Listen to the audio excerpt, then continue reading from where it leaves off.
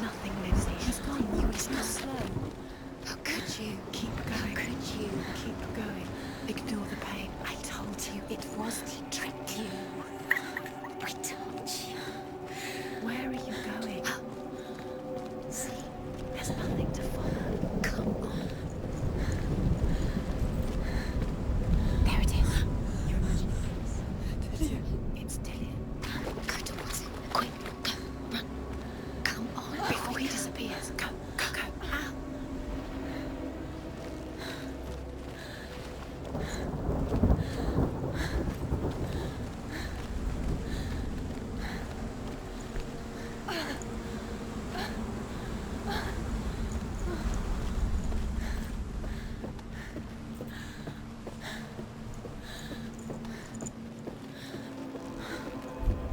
Before she first met him, she was not in a good place. Just a teenager, but not like the others. Barely functioning, she rarely left the house. Her father's in-bell made sure of that. Only occasionally did she venture out on her own, collecting firewood and herbs, errands out in the Orkney Plains. That was her world. Like this one. Barren and lonely.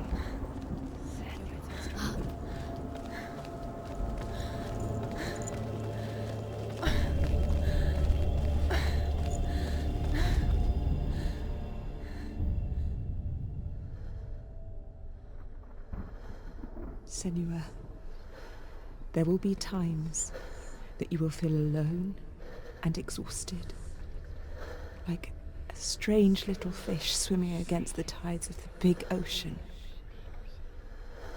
But have the faith to let go and let the tide carry you away.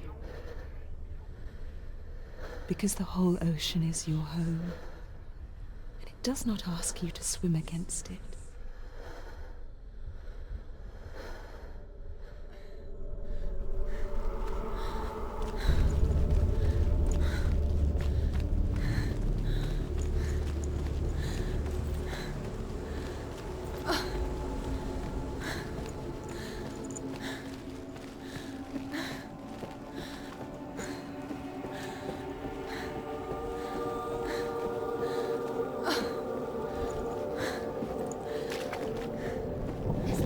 There he was, the lone figure of a boy. He's there, under the tree. Sword play under the shade of a tree. She remembers the first time she saw him. There, under the tree.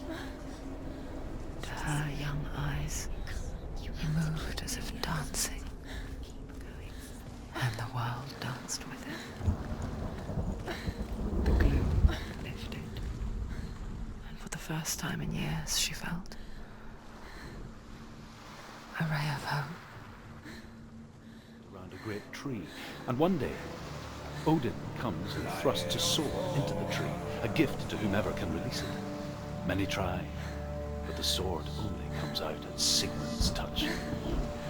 His brother-in-law, King Siggeir, wants it, but Sigmund refuses him, so King Siggeir plots revenge.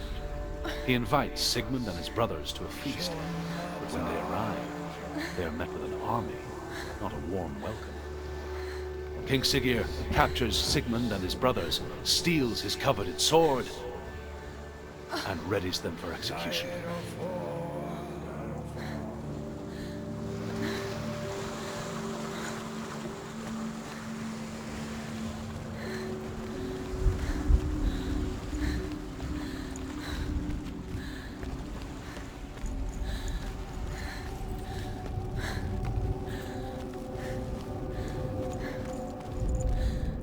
As the she-wolf licks the sweet honey from Sigmund's face, he bites the wolf's tongue. The she-wolf pulls away, but Sigmund holds on. The chains break, and he is free. After his escape, Sigmund lives like us, hidden in the forest. His enemy, King Siggeir, believing him dead, as his sister plots revenge. And for vengeance to succeed, even the great Sigmund needs help. So she sends her sons to him. But their blood is weak and corrupted, and they're put to death by Sigmund.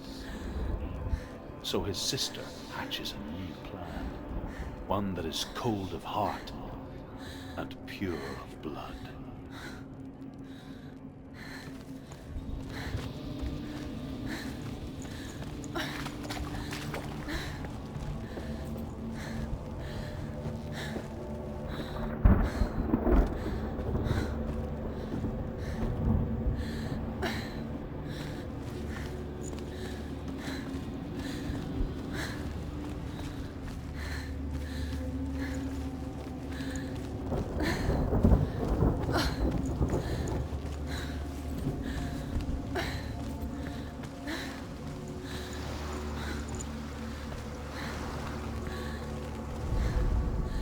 Death for Sigmund and his brothers seems certain.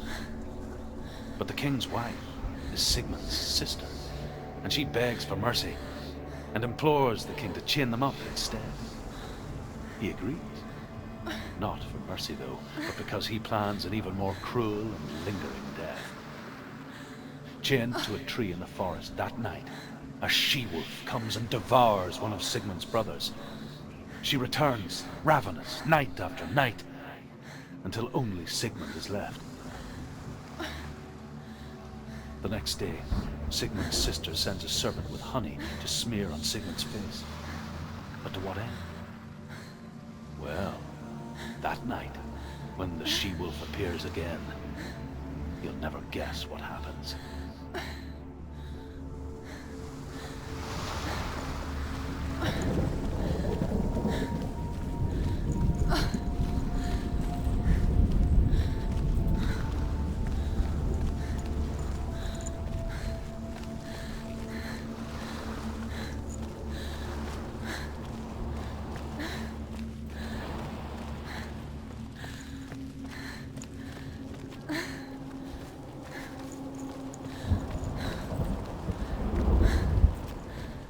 Day after day, watching from afar, she mimicked him, perfecting her own secret dance, wishing those fleeting moments of light would stretch out to last forever. Sigmund's sister trades shapes with the sorceress, and in disguise, she lies with her own brother. She gives birth to a son named Sinfjotli. After a time, she sends him to the forest to Sigmund. He tests the boy and finds him strong and fearless, and so they go to take their vengeance on King Sigurd. But luck is not on their side. They're captured, and Sigurd has them buried alive.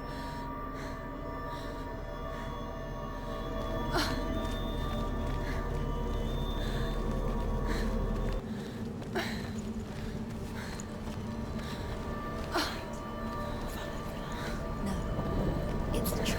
It's an illusion. It's not real. It's real. You want to know if it's real or it's a trick. You're deluded. Where are you going? Where is she going? What is she following? You can't even fight. It's just deception. How does he so effortlessly court the world and bliss? If only she could do the same. See the world through eyes anew and dance with it, just like he does.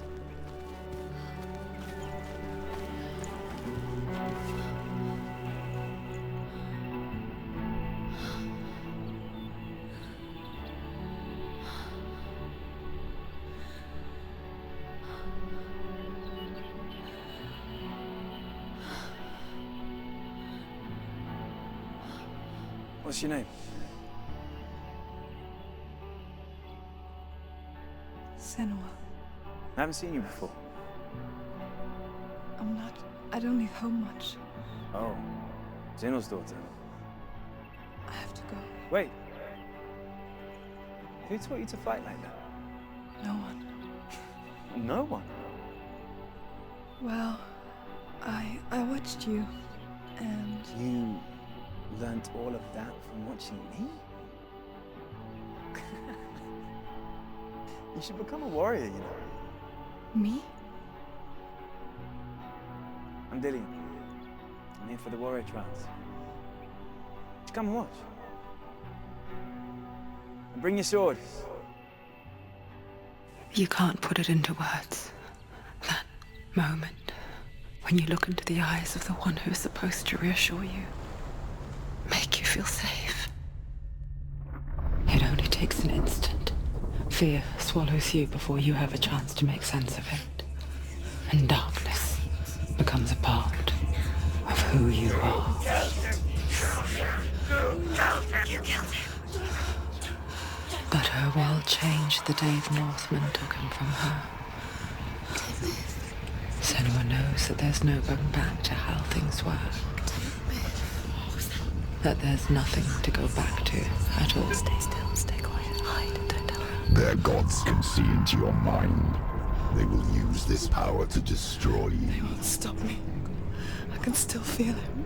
Whatever's left of him, they will never let him go. I'm not gonna let him rot here! You're the one rotting here. Leave me alone! You will die here. No! And all your suffering will have been for nothing. Shut up!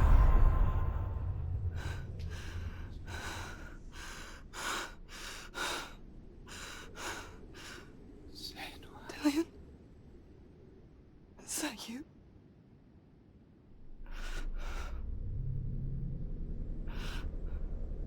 I'll find you, my love. I promise.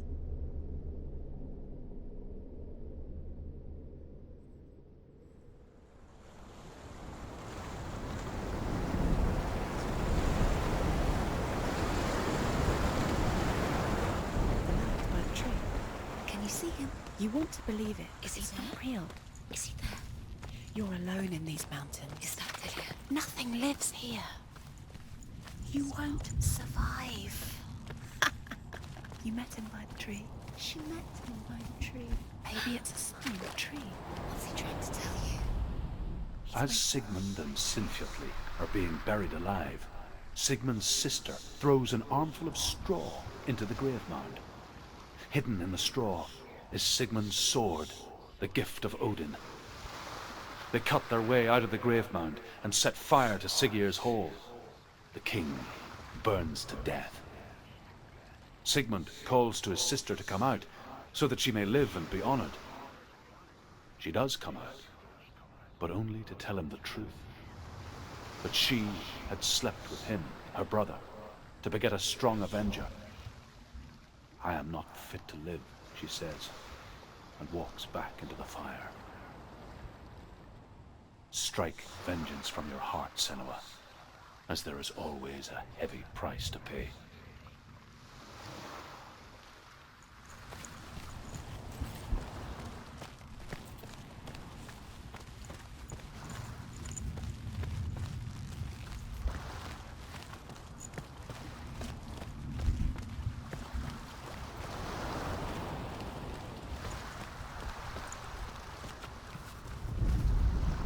And here is the end of Sigmund's story. He was a fierce and great warrior who fought many battles. But one day, an old man came onto the battlefield. Although shadowed by a hood, Sigmund saw that he only had one eye. The man raised his spear, and Sigmund struck at it with his sword, but the sword shattered into pieces. Sigmund then knew that this was Odin, and thus that victory could not be his. He bowed his head and accepted his end. Dying, he tells his wife that she is with child, and that her son will one day make a great weapon out of the fragments of his sword. The sword named Gram.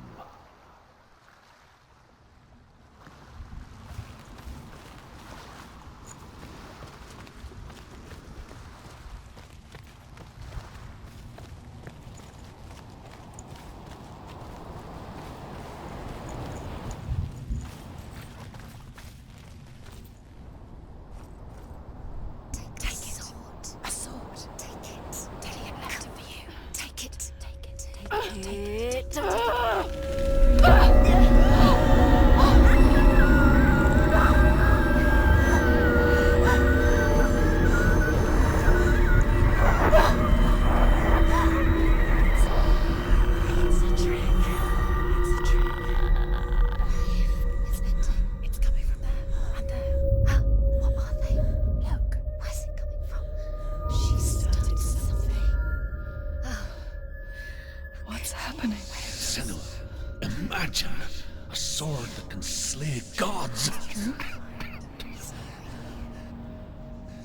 Its name is Gramr.